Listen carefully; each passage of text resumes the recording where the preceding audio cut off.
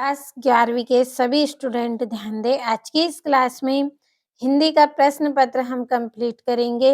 80 number का आपका paper है। जो प्रश्न मैं आपको इस वीडियो में कंप्लीट करवा रही हूँ, इससे आप 60 से 65 अंक एग्जाम में अच्छे से ला सकते हैं।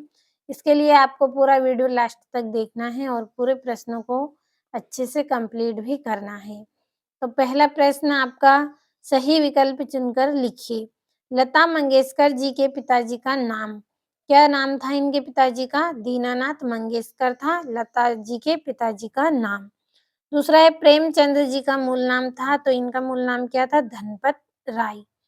तीसरा है, मीरा के आराध्य प्रभु हैं, तो कौन है? कृष्ण है। सभी को पता है इसका आंसर तो, कि मीरा किनकी भक्ति करती थी? कृष्ण की भक्ति वे करती थी। चौथा है, कवि ने ईश्वर के कितने रूप माने हैं? तो कवि ने एक रूप माना है ईश्वर का। मीरा ने श्री कृष्ण को किस रूप में स्वीकार किया? तो पति के रूप में उन्होंने श्री कृष्ण को स्वीकार किया था। और छठा है, महाकाव्य में सर्गों की संख्या कितनी है? तो 8 या 8 से अधिक है महाकाव्य में सर्गों की संख्या। तो ये आपके 6 सही विकल्प हैं। यहाँ से स्क्रीनशॉट ले आप और अच्छे से कंप्लीट करें इनको। अब बढ़ते हैं हम हमारे अगले प्रश्न की ओर।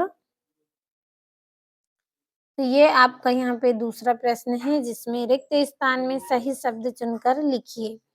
तो भारतीय गायिकाओं में डेडेस को बेजोड़ गायिका कहा गया है, तो किसको? लता मंगेशकर को बेजोड़ गायिका कहा गया है। सभी को पता है कि लता मंगेशकर की जो आवाज थी वो कैसी थी। दूसरा है, अर्थ की दृष्टि से वाक्य के डेडेस भेद होते हैं, तो कितने भेद होते हैं? अर्थ की दृष्टि से वाक्य के 6 भेद होते हैं। तीसरा है, काव्य की शोभा बढ़ाने वाले तत्व डेडेस कहलाते हैं, तो क्या बोले जाते हैं उनको? अलंकार बोले जाते हैं। जो काव्य की शोभा बढ़ाते हैं ऐसे तत्व अलंकार कहलाते हैं। चौथा है, मन्नू भंडारी द्वारा रचित पट कथा एक बहुचर्चित है, तो क्या है? टीवी धारावाहिक है।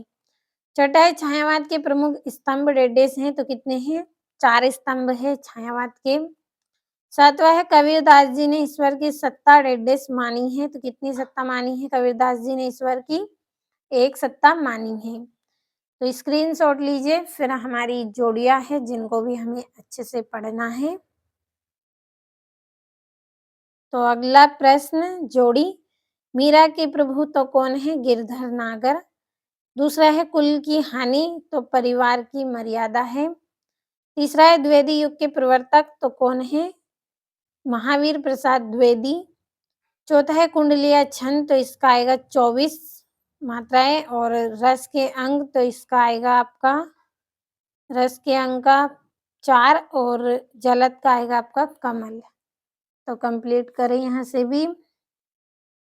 अब बढ़ते हैं हमारे अगले प्रश्न की ओर। ये आपका यहाँ पे चौथा प्रश्न, एक वाक्य में उत्तर लिखिए। पहला है, पार्लर पानी और पताल पानी के बीच का तीसरा रूप कौन सा है? तो रेजानी पानी। दूसरा है, छंद कितने प्रकार के होते हैं? तो छंद 2 प्रकार के होते हैं। तीसरा है, रस के कितने अंग हैं? तो कितने रस हैं अंग के? 4 अंग हैं। चौथा है, जन संचार के कोई 3 माध्यम लिखिए। तो पहला है आकाशवाणी, दूसरा है दूरदर्शन फिल्में, और चौथा है आपका समाचार पत्र। तो आपको यहाँ से मैंने यहाँ पे चौथा डाल दिया, ये तीसरा कर लिया आप। आकाशवाणी, दूरदर्शन फिल्में और समाचार पत्र। पांचवा है, शब्द युग्म का नाम क्या है? तो सुनने में समान परंतु भिन्न अर्थ देने वाले शब्द, ये क्या है? शब्द युग्म कहलाते हैं।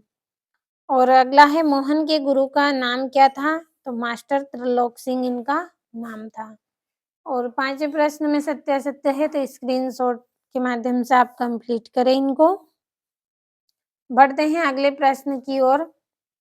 तो 2-2 नंबर के आपके इम्पोर्टेंट प्रश्न। मीरा कृष्ण की उपासना किस रूप में करती थी? 7वें में भक्ति काल की 2 विशेषता लिखनी है। 8वें में धनराम मोहन को अपना प्रतिद्वंदी क्यों नहीं समझता था? 9वां, कहानी के तत्वों के नाम लिखिए। 10वां, लता जी की गायिका की किन्हीं 2 विशेषताओं का वर्णन करना है। तो पहले स्क्रीनशॉट लीजिए आप, फिर अगले प्रश्न को हम पढ़ेंगे। तो ये आपका अगला प्रश्न है यहाँ से। जनसंचार माध्यम किसे कहते हैं? छंद की परिभाषा उदाहरण सहित वाक्य शुद्ध करके लिखना है आपको। गीता सबसे श्रेष्ठतम ग्रंथ है। मेरे को आपकी परीक्षा लेना है। 14वां है शब्द शक्ति कितने प्रकार की होती है? उदाहरण सहित। 15वां है निर्देश अनुसार वाक्य परिवर्तन करके लिखिए। सचिन आज मथुरा जाएगा, निषेधवाचक वाक्य।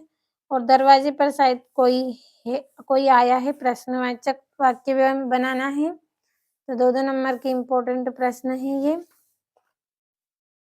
ये यहाँ से आपका प्रेमचंद्र अथवा शेखर जोशी का साहित्य परिचय निम्न बिंदुओं के आधार पर करना है। 3 नंबर का। पहले में रचना, दूसरा में भाषा, तीसरा में शैली, चौथे में साहित्य में स्थान। 17वां प्रश्न कबीर अथवा मीराबाई का साहित्यिक परिचय निम्न बिंदुओं के आधार पर लिखना है। ये भी 3 नंबर का है। और बिरादरी का यही सारा होता है। गलता लोहा कहानी के कथन के आधार पर प्रश्नों के उत्तर देना है आपको। स्क्रीनशॉट ले जल्दी से आप।